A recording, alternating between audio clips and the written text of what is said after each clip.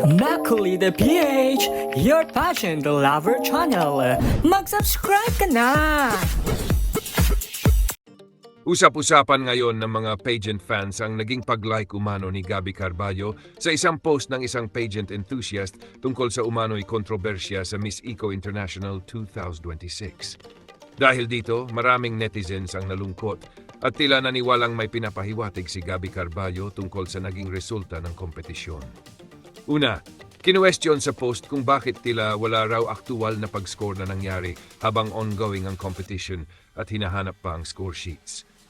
Para sa ilan, parang may duda kung predetermined na raw ba ang resulta. Pangalawa, may pahayag na di umano ay hawak na agad ng host na si Kit Cortez ang top 10 results kahit ongoing pa ang top 21 competition. Dahil dito, mas lalong dumami ang spekulasyon ng netizens. Pangatlo, ito ang pinakamainit na usapin dahil may claim na nakita raw ng isang kandidata na kasama umano ang Pilipinas sa top 10 ngunit napalitan daw ng Nepal. Wala pa mang kumpirmasyon dito, marami ang nagtatanong kung bakit tila may ganitong alegasyon. Pangapat, ikinumpara rin ng post ang pagkapanalo ng Mexico sa naging kontrobersya noon ni Fatima Bosch, dahilan upang mas lalo pang pag-usapan ng mga netizens ang kredibilidad ng kompetisyon. At panghuli, usap-usapan din ang Vietnam dahil nanalo raw ito sa online voting pero hindi nabigyan ng automatic placement.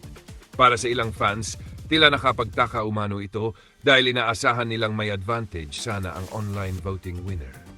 Sa ngayon ay wala pang opisyal na pahayag ang Miss Eco International tungkol sa mga alegasyong ito. Ngunit para sa maraming pageant fans, sana ay maging mas malinaw at transparent ang judging process upang maiwasan ang mga ganitong kontrobersya. Sa kabila ng pagkabigo, marami pa rin ang proud kay Gabby Carballo dahil ipinakita niya ang magandang laban ng Pilipinas sa international stage.